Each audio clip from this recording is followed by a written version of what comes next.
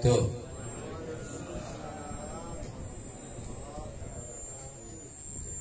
الحمد لله، فحمدا لربي خصنا بمحمد وأخرجنا من ظلمة الجهل ودياجر إلى نور إسلام وعلم وحكمة ويمن وإيمان وخير أوامر، وطهرنا من رجس كفر وخبثه وشرك وظلم واقتحام الكبائر. اللهم صل وسلم على سيدنا محمد نورك الساري ومدادك الجاري، وجمعنا في كل أطوار، وعلى آله وصحبه يا نور. فقال الله جل وعلا في كتاب العزيز: أعوذ بالله من الشيطان الرجيم، بسم الله الرحمن الرحيم. تبارك الذي بيده الملك وهو على كل شيء قدير، الذي خلق الموت والحياة ليبلوكم أيكم أحسن عملا وهو العزيز الغفور. فقال نبينا محمد صلى الله عليه وسلم: أكثروا من ذكر هادم اللذات. صدق الله العظيم وصدقه النبي الوفي الكريم، ونحن على ذلك من الشاهدين والشاكرين، والحمد لله رب العالمين. Sama-sama yang kita muliakan, yang kita hormati, keluarga besar Sahibul Musibah daripada keluarga besar almarhum Haji Abdullah Saleh bin Haji Muhammad Saleh. Semoga keluarga besar diberikan kesabaran, ketabahan, dan apa yang ditinggalkan oleh almarhum keluarga besarnya selalu mendapatkan keridhaan dari Allah Subhanahu wa Ta'ala. Yang juga yang kami muliakan para orang tua kami, para sesepuh, tokoh masyarakat, tokoh agama yang tidak saya sebut satu persatu namanya, tetapi tidak mengurangi rasa cinta dan hormat kami. Yang juga yang sangat-sangat kami muliakan para hadirin, hadirat, al-mustami'ina wal-mustami'at, para tamu takziah yang ke-40 harinya atas wafat meninggalnya almarhum Haji Abdullah Saleh bin Haji Muhammad Saleh. Alhamdulillah, pada malam hari ini rangkaian acara yang mana tadi disebutkan setelah salatul asar dibacakan daripada 30 juz Al-Quran, kemudian sekaligus membaca khatmul Quran, diniatkan khusus dihadiahkan untuk almarhum. Begitu juga dilanjutkan pembacaan tahlil, tasbih dan salawat kepada Nabi Muhammad sallallahu alaihi wasallam. Dan pada malam hari ini ba'dal maghrib dibacakan daripada surah Yasin, juga dihadiahkan untuk almarhum. Sungguh sangat luar biasa, keluarga besar yang mereka begitu perhatian terhadap orang tuanya. Ini salah satu menunjukkan anak yang berbakti kepada orang tuanya. Berapa banyak di luar sana para anak yang mereka tersebut tidak peduli tatkala orang tuanya meninggal. Boro-boro dia mau mendoakan orang tuanya, untuk mengajak orang lain pun mendoakan orang tuanya. Dengan lantunan ayat-ayat suci Al-Quran mereka berat, bahkan mereka tidak mau mengeluarkan sebagian hartanya demi untuk orang tuanya. Pada malam hari ini alhamdulillah Haji Abdullah Saleh memiliki anak keturunan yang baik, anak keturunan yang mengerti bagaimana tata cara untuk berbakti kepada kedua orang tuanya. Alhamdulillah. Kita ini sudah isya ya. Sudah ada. Barusan ada. Jadi terus kita terus. Nanti habis ceramah makan, balik, sholat isya. Ya, jadi jangan takut sholat isya itu kalau di kajian fikihnya, ya sholat isya itu awal waktu itu masih terhitung sampai jam 12 malam. Namanya waktul fadilah. Kayak ada waktul fadilah itu, ya waktul fadilah, ada waktul jawaz, ada waktul karaha, ada waktu yang haram. Waktu yang haram itu baru takbir sudah adzan. Waktu setelahnya itu kalau sengaja dia terlambat. Tapi waktu fadilah itu namanya awal waktu kalau bahasa kita. Namanya waktu fadilah, waktu yang paling utama. Waktu yang paling utama itu tinggal dibagi, khususnya sholat isya ini panjang. Waktu fadilahnya. Jadi kalau ada acara sampai jam 9, kemudian ayo kita sholat berjamaah di masjid, di musola, tetap masih mendapatkan waktu fadilah. Nah, di sini sholat berjamaah tetap di masjid dan di musola, tapi di waktu-waktu tertentu itu, di waktu-waktu tersebut sudah masuk waktu sholat, supaya yang ada di luar sana tahu masuk waktu sholat, tetap di masjid dan di musola mengumandangkan adzan tepat pada waktunya. Alhamdulillah. Pada malam hari ini kita dikumpulkan oleh Allah Subhanahu wa taala. Di kita bahasanya campur wong Palembang galau ya. Kalau bahasa Meranjat lahat Habib tidak kaca. Kecuali kakek kalau dapat uang lahat. Ya. Cuman setiap tahun jalan, setiap bulan jalan selama lebih 2-3 tahun ada majelis bulanan di lahat. Sebelum masjid agung juga di lahat sana. Alhamdulillah sampai saat ini terus dilanjutkan oleh adik kelas kita waktu belajar di Yaman juga sampai masuk ke daerah Merapi, Kota Lahat dan seterusnya. Alhamdulillah. Malam hari ini malam yang ke-40 atas wafatnya almarhum Haji Abdullah Saleh. Malam pertama, kedua, ketiga dan ketujuh juga sudah dibacakan dari Pada Yasin. Mungkin juga ada tahlil dan seterusnya. Ini sungguh sangat luar biasa. Kalau kita lihat bahwasanya sudah dipastikan yang namanya manusia atau makhluk yang bernyawa itu pasti mati. Tidak kati uang tidak galak mati. Kalau tidak galak lajulah kamu. Ya, pasti yang hidup itu pasti mati dengan ketentuan dan ketetapan Allah. Makhluk manapun yang hidup pasti akan mati kecuali Allah. Kecuali Allah tidak akan pernah mati selama-lamanya. Semua makhluk manapun itu Habib, yang pencabut nyawa malaikat mati. Malaikat pencabut nyawa juga mati. Kan bernyawa. Pasti mati, tinggal waktunya kapan. Kecuali yang tidak pernah mati Allah Subhanahu wa ta'ala. Jalla jalal wa ta'ala alamatu. Nah sekarang kita sebagai manusia, yang namanya manusia atau makhluk yang bernyawa pasti merasakan yang namanya mati. Jelas Allah dalam kalimat Al-Quran merasakan. Jadi yang namanya mati itu pasti dirasakan. Tidak kata mati itu ngejut. Pasti terasa. Tidak kata yang tidak terasa.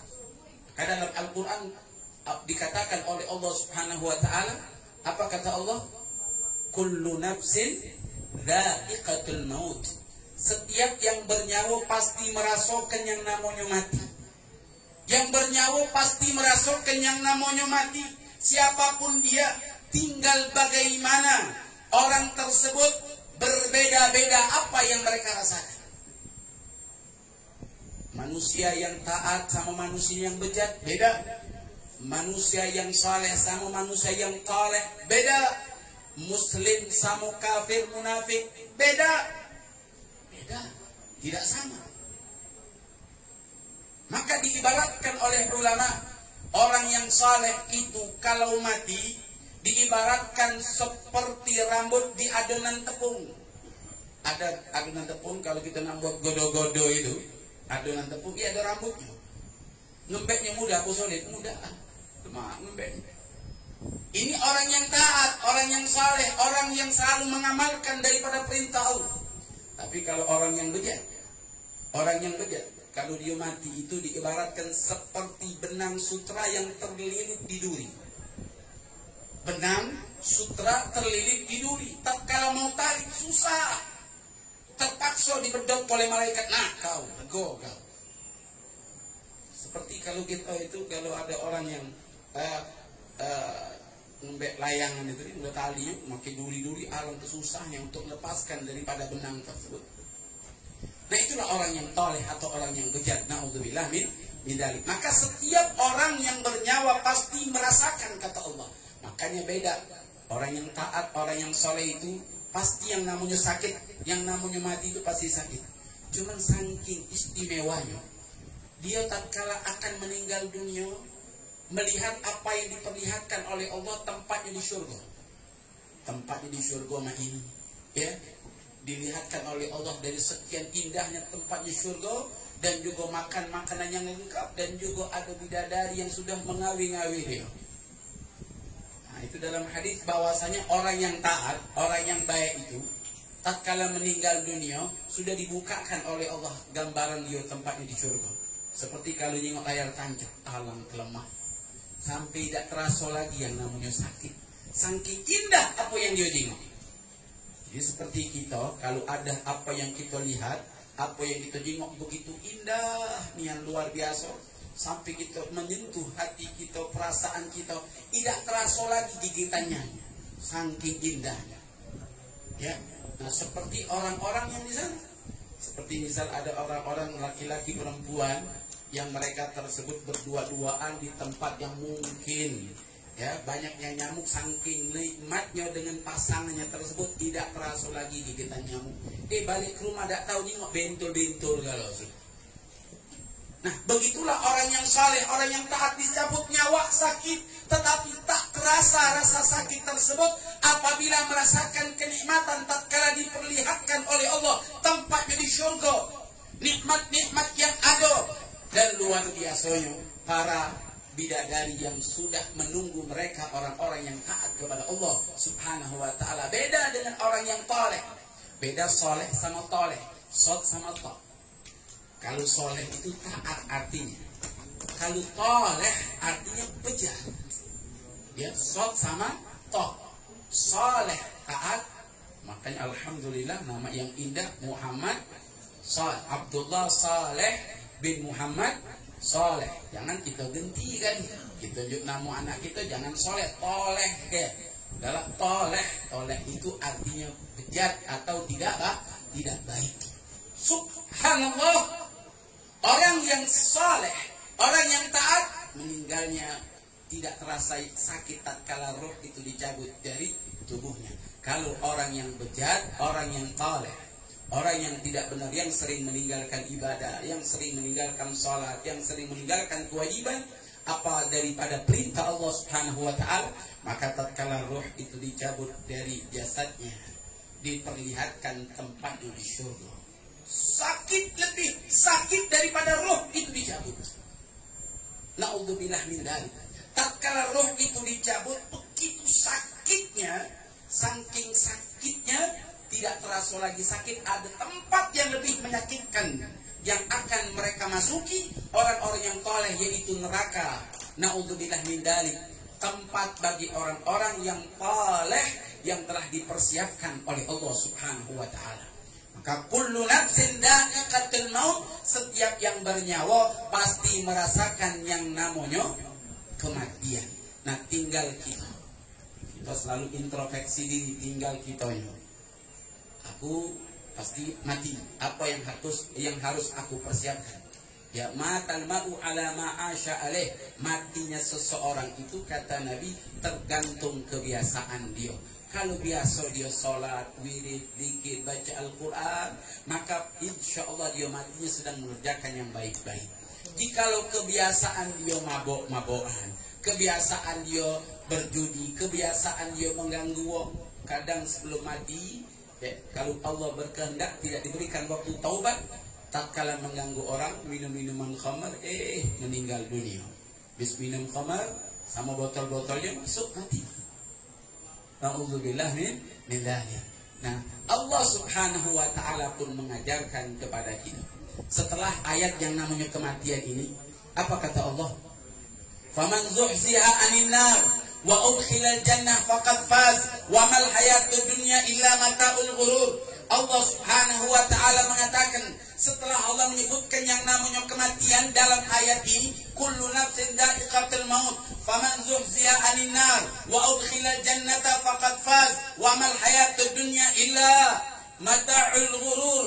Kata Allah Subhanahu wa taala, yang namanya orang, manusia, makhluk manapun, setelah dia merasakan kematian, mati, pasti akan dibangkitkan oleh Allah Subhanahu wa taala dari golongan manusia dan juga bangsa jin dan juga para malaikat. Dan nantinya tatkala dibangkitkan di akhirat kelak nanti cuma ada dua tempat, surga atau neraka. Tidak ada, kalau kita cari Palembang tidak ketemu, cuma dua, surga atau neraka. Faman zuhziha 'anil nar wa udkhilal jannah. Barang siapa yang dihindarkan oleh Allah dari neraka, dimasukkan ke dalam surga. Tidak katik yang remang-remang, tidak pacak na netral, aku dak galak, aku nak tengah-tengah weh. Tidak galak nak surga, dak galak nak galak masuk neraka. Nak ke mana kau? Cuma dua tempat, surga atau aku dah nak netral, aku nak tengah-tengah weh. Tengah-tengah jembatan. Julak ku wong lama-lama tengah jembatan. Iya. Akhirat kelak nanti tinggal nanti proses dari Allah Subhanahu wa taala. Ini fulan surga, ini fulan ada yang neraka. Insya Allah semua yang hadir pada malam hari ini kelak nanti dimasukkan oleh Allah ke dalam surganya tanpa hisab. Amin ya rabbal. Ini Allah ngajarkan sama kita habis yang namanya kematian. Allah nunjuk tahu kita pasti yang namanya akhirat itu ada. Jangan kaget ada orang yang mengatakan tidak kati kalau sudah mati sudah jadi tanah tidak kati. Tidak kati yang namanya alam barzakh, tidak kati juga yang namanya alam akhirat. Tidak kati nikmat surga, tidak kati nikmat di alam barzakh ataupun adab di alam barzakh, juga tidak kati nikmat dan adab di hari esok nanti. Ini kata mereka orang-orang yang tidak ngerti, tidak paham, makanya suruh mereka itu mati dulu. Benar apa tidak? Padahal Al-Quran sudah jelas. Walal akhiratu khairul laka minal. Kata Allah, akhirat itu lebih baik daripada dunia. Dan juga akhirat itu kekal ada. Kata Allah Subhanahu. Ada nenek peot ketua partai ngomong nggak ada, itu hanya ramalan. Na'udzubillah min dzalik. Ya kalau orang yang sudah terakusnya dengan dunia sampai juga bisa memandang kelemahan orang lain, bahkan na'udzubillah min dzalik, ucapan-ucapan yang tidak bermoral untuk para rakyat yang miskin. Betul apa betul? Na'udzubillah min dzalik. Jadi kalau udah katik minyak goreng direbus baik, mak mana ngerebus kerupuk? Bu, ibu pacak kerupuk direbus. Hoi, pacak? Tidak pacak. Tidak mungkin, harus pakai minyak pakai minyak goreng, pakai pasir. Katanya pak, katanya baca. Jadi nganar ke sana kita baca. Iya. Subhanallah, tatkala orang tersebut mati di alam akhirat, pasti akan merasakan alam barzakh dan juga alam akhirat. Dan kemudian Allah mengingatkan sama kita. Wa mal hayatud dunya, apa sih kehidupan dunia? Ini 3 rangkaian dalam ayat ini. Allah ngomong kematian, kemudian alam akhirat, kemudian lagi dunia. Akhir dunia juga tahu kita mengingatkan kita hidup di dunia. Iya. Wa mal hayatud dunya illal mata'ul ghurur, apa sih kehidupan dunia? Kehidupan dunia itu kata Allah hanya kehidupan fatamorgana. Kehidupan tipu daya bagi orang-orang yang tatkala hidup di dunianya lalai urusan mati, lalai urusan akhirat, lalai urusan bagaimana tatkala di akhirat nanti dia selamat atau tidak. Gara-gara dunia yang dia kejar, dia lupa dia pasti akan mati, dia lupa dia pasti akan dihisab. Maka Allah katakan wa ma'la hayatud dunya. Apa sih kehidupan dunia? Kehidupan fatamorgana. Kehidupan sarab, kehidupan yang nipu. Banyak orang-orang yang tertipu, pasti gara-gara dunia ribut, bertengkar, saling sikut, saling jatuh, saling berbunuh-bunuhan. Na'udzubillah min dzalik. Benar kata Nabi, ad-dunya ra'su kulli khati'atin. Dunia itu pangkal dari segala kesalahan dan kerusakan. Kita lihat Indonesia ini timbulnya kejadian-kejadian saling benci, saling musuh, saling sikut, saling bunuh, saling menjatuhkan gara-gara dunia. Semua gara-gara dunia. Cuma alih-alih dibikin seakan-akan gara-gara agama, padahal tidak.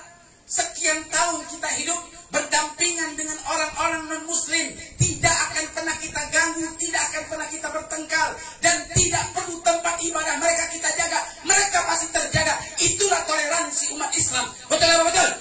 Tetapi mereka seakan-akan agama, padahal mereka yang merusak, yang bikin gaduh. Mereka ingin menguasai daripada kedudukannya, harta, jabatan, dan lain-lainnya.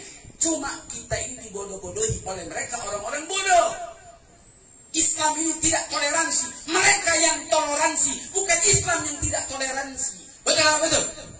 Ini yang terjadi. Kita ini kadang terikut dengan media, timbul kitab tersebut terjerumus dalam daripada isu-isu mereka. Mereka itu ingin harta, mereka itu ingin jabatan, mereka tidak mau diganggu, tetap mereka akan terus dan naik. Ini pun minta nambah 3 periode, kalau baca ditunda. Betul apa betul?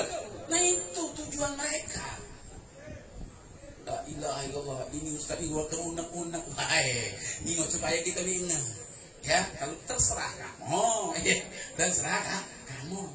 Itu sebetulnya kita tidak rakus, bukan kita takut kita naik pejabat jadi seorang pejabat, bukan itu. Tapi alangkah ruginya mereka mengkambing hitamkan agama. Ya sekarang ini paling asyik kalau sudah isu agama. Seakan-akan agama ini yang bikin gaduh, yang bikin bagaimana begini. Ya, bikinlah mereka grup buzzer-buzzer yang sengaja untuk menjatuhkan agama. Karena mayoritas Islam ya katilah di agama Islam yang mudah untuk diadu domba. Nah untuk kita mereka happy, lajulah kamu, lajulah terus. Kami yang menikmati harta kalian, kami yang menikmati batu bata kalian, kami yang menikmati minyak kalian, kami yang menikmati daripada emas kalian, kami kata mereka. Teruslah kamu ributlah terus urusan agama. Kadang antara urusan agama, ribut urusan kita ini kadang tidak selesai juga. Berarti ribut antara padahal hal-hal yang sepele. Seperti malam hari ini, kadang tidak habis-habis juga ribut. Apa tahlil?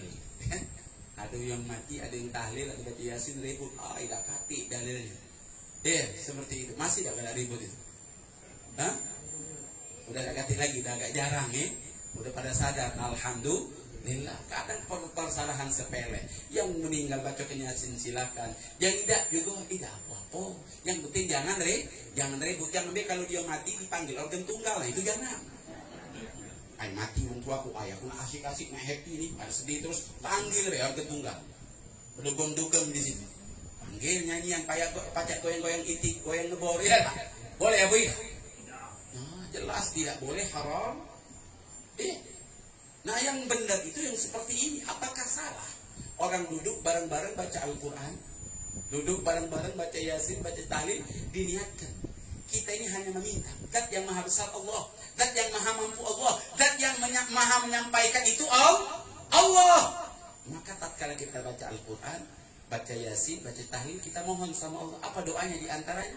Disebutkan Ausilillahumma thawaba dzalika minna ilaihi. Ya Allah, sampaikan pahala apa yang kami baca ini kepada dia yang mati laki-laki, kepada dia yang mati perempuan, kepada mereka daripada saudara kami yang mati. Boleh atau tidak kita meminta kepada Allah? Boleh saja. Allah yang akan menyampaikan, Zat yang maha mampu, Zat yang maha kuat. Kalau dia tidak percaya, suruh dia mati dulu. Kan kita doakan, nyampi tak nyampinya. Nah baca, bangun lagi kalau dia baca. Ya, pasti. Tidak mungkin, karena memang syariat sebetulnya. Kita ada orang yang meninggal nih, pasti disolatkan apa tidak? Solat apa tidak? Solat jenazah tersebut hukumnya fardu kifayah. Kalau satu kampung tidak katanya nyolatkan satu orang ini yang mati, sekampung-kampung itu berdosa. Itu fardu kifayah. Minimal satu orang yang mensolatkan jenazah tersebut. Solat itu sendiri, kita bingung. Solat itu sendiri artinya doa. As-solah, solah secara makna lughatan, as-solah doa bil khair, doa dalam bentuk kebaikan, itu solat dalam makna segi bahasa. Tapi di dalam salat keseharian kita, arti makna istilahnya adalah aqwalun wa af'alun muftatahatun bitakbir wa muhtatamatun bitaslim ghaliban. Salat sebagaimana yang kita lakukan diawali dengan pekerjaan dan ucapan, diawali dengan takbir dan diakhiri dengan salam pada umumnya. Itu makna salat di dalam istilah. Nah, kalau salat jenazah tidak termasuk dalam istilah ini. Dalam istilah aqwal wal af'al itu hanya sebagian daripada salat 5 waktunya kita. Sebagaimana dikatakan di dalam salat itu kan ada doa khusus untuk si mayit yang mati tadi. Kalau memang salat itu doanya tidak nyampe, untuk apa ada syariat salat? Betul nggak? Salat Allahu Akbar ala hadzal mayyit kalau laki-laki. Kalau perempuan ala hadhil mayyit. Ya. Atau ala hadzal mayyit atau ala hadhil mayyit atau ala hadzal mayyit ala hadzal janazah atau ala hadhil janazah. Jelas pasti usalli. Ya, usalli ala hadzal janazah. Usalli ala hadhil janazah. Ya. Arba'at takbirat fardu kifayatin imaman atau ma'muman lillahi ta'ala. Nah, tatkala salat takbir Allahu Akbar.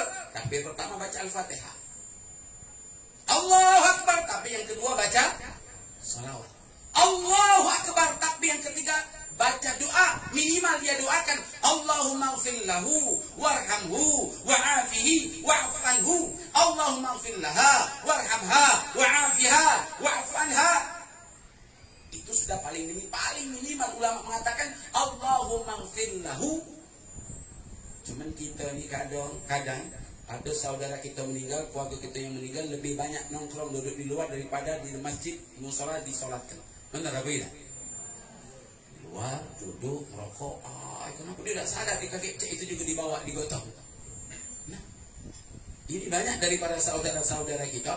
Tatkala dia nganter jenazah, bawa dari rumah ke masjid untuk disolatkan, ternyata sampai di masjid naruh jenazah, dia keluar lagi solat ke tidak disolatkannya. Yang hadir 200 wong, yang solat cuma 20 wong di masjid.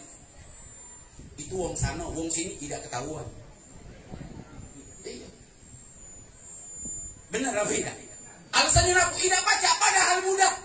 Kenapa tidak baca? Kecuali dia hidup di hutan, tak kata kiai, tak kata ulama, yang ajarkan boleh dia mengaku aku tidak baca, aku awam. Tapi dia hidup di kota, banyak kiai, banyak ulama, dan sangat mudah. Alasan tidak baca, bukan tidak baca, tidak adalah. Benar apa tidak? Tinggal takbir, Allahu Akbar, niat tidak baca bahasa Arab, bahasa Indonesia, baca bahasa Indonesia, bahasa Ika boleh, terserah. Yang penting jangan dia bahasa hutan, tidak paham gitu. Allahu Akbar dalam hati, karena niat itu hakikatnya di dalam hati. Allahu Akbar, aku nyolatkan jenazah Ika ini, ya, jenazah wong ini misalnya, ya, boleh, tidak jadi masalah. Yang penting di dalam hati dia mengatakan aku sholat jenazah ini, ya, 4 kali takbir fardu kifayah karena Allah Subhanahu. Allahu Akbar, rakaat takbir yang pertama dia baca Alhamdulillah, takbir yang kedua dia baca salawat minimal Allahumma salli ala sayyidina Muhammad wa ala ali sayyidina Muhammad. Takbir yang ketiga dia baca Allahumma ighfir lahu, doa. Takbir yang keempat juga baca doa, terserah doa apa saja yang bisa dia baca. Paling minimal dia baca doanya yaitu doa sapu jagat, Rabbana atina fid dunya hasanah wa fil akhirati hasanah wa qina adzabannar. Boleh, ini sudah saking singkat, mudah dan semudah-mudahnya. Tak katiklah kalau wong muslim itu tidak baca ngamalkan ini. Benar apa tidak? Kecuali kalau dia itu tidak ada. Nah, di dalam syariat ini Allah mengajarkan, Rasulullah mengajarkan sama kita, kalau ada orang yang meninggal didoakan. Ya, cuma tidak kata rukuknya, tidak kata sujudnya, salat jenazah. Lagi nganar pura. Ada ustaz dapat cerita daerah Bangko. Sudah hubung ini sudah haji 2-3 kali sudah balik haji. Suatu hari tatkala dia disuruh jadi imam sholat jenazah. Jadi gagapan aku ini belum pernah jadi sholat imam jenazah. Kalau haji sudah 2 kali, bahkan 3 kali. Iya. Akhirnya tatkala dia sudahlah kan sudah haji tadi itu maju ke depan, karena itu sekarang ini Yang penting dapat haji, pokoknya maju. Baca tidak baca, penting aku haji. Maju pokoknya. Padahal haji kadang ada yang haji riba. Kenapa? Pinjam duit di bank. Di haji.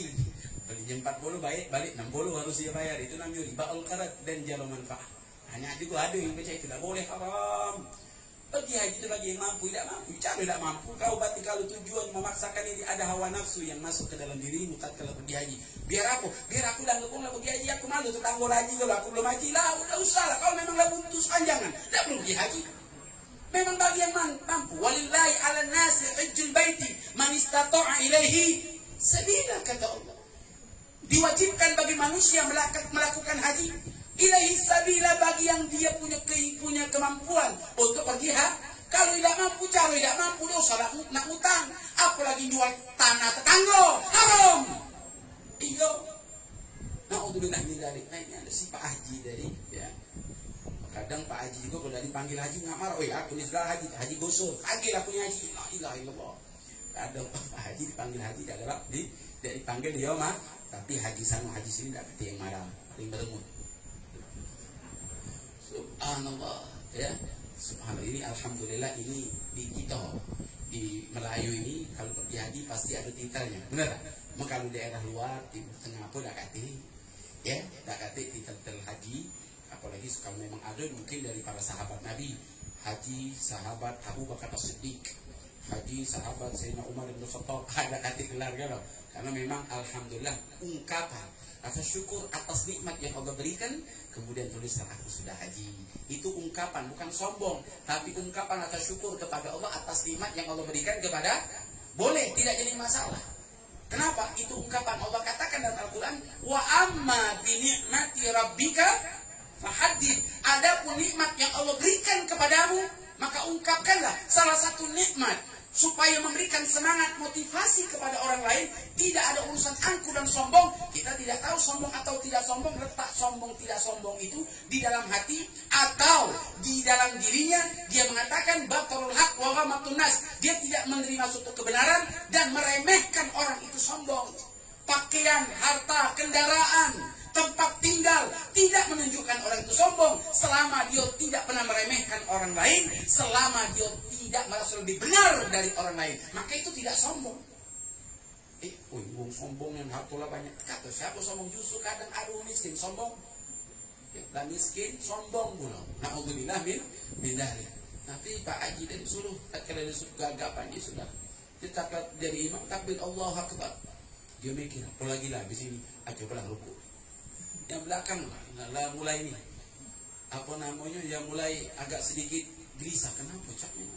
Baru lagi ini sholat jenazah ada ruku, ditambah lagi sujud, tegak lagi. Tidak, bukan lagi 1 rakaat tapi 4 rakaat, bukan 4 kali takbir, 4 rakaat. Saking kemudian dia salam, sudah dia salam, sudah doa, jenazah dibawa, kemudian ada yang bertanya, Pak Haji, caknya baru ini sholat ini.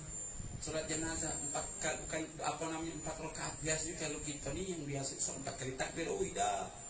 Bingung nyari alasan mana lain. Tidak tahu dah kau. Jenazah ini saking banyaknya dosanya, tidak ganti lagi cara kecuali memang kau harus tambah ruku, tambah sujud dan 4 kali 4 rakaat. Aduh be akan ngololo tadi supaya jadi anggap loh. Na'udzubillah min dzalik. Nah, maka dari itu di dalam syariat yang diajarkan oleh Nabi Muhammad SAW, kalau ada yang meninggal, maka dianjurkan untuk kita mendoakan. Terlebih khususnya di dalam kitab Al-Adhkar Imam Nawawi, kalau ada wong yang mati itu, yang lebih bagus, lebih afdal, bacakan Al-Quran, yaitu bacakan 30 juz Al-Quran, dan diniatkan khatam Quran tersebut untuk almarhum yang telah mendahului kita. Dan kemudian kita semua di saat ini di akhir-akhir dari dalam bulan Sya'ban, dan tidak lama lagi kita akan masuk ke dalam bulan suci Ramadan. Senang apa tidak? Bahagia apa tidak? Ngapoi? Puasa. Masuk bulan Ramadan kita pasti senang, kita pasti bahagia. Ganjaran orang yang senang bahagianya bulan Ramadan, Allah haramkan jasadnya tersentuh api neraka. Apa kata Allah? Apa kata Nabi? Nabi Muhammad mengatakan, man fariha bidukhul Ramadan haramallahu jasadahu 'ala niran. Barang siapa yang berbahagia menyambut bulan Ramadan, Allah haramkan jasanya tersentuh api neraka. Gimana cara bergembiranya? Aku nak gembira senang. Kenapa? Pokoknya malam pertama Ramadan ini sahur, aku nak makan rendang. Bukannya kaget semua jus lengkap. Iya. Yeah. Subhanallah, yang dia pikirkan senang sahur dan buka. Padahal yang dimaksud kalau kita datang bulan Ramadan, nyambut bulan Ramadan, bahagia senang menyambut bulan Ramadan, aku akan memperbanyak baca Al-Quran, aku akan memperbanyak sedekah, aku akan memperbanyak salat malam, aku akan memperbanyak berzikir. Bahagia menyambut bulan Ramadan untuk ibadah, bukan makan dan minum. Ini kita nyambut bulan Ramadan senang, yang kadang baru seminggu, nah tidak lama lagi caknya, tinggal 25 hari lagi lebaran. La ilaha illallah, baru 5 hari puasa, udah mikirkan lebaran, beli baju baru dan kue. Kadang maaf,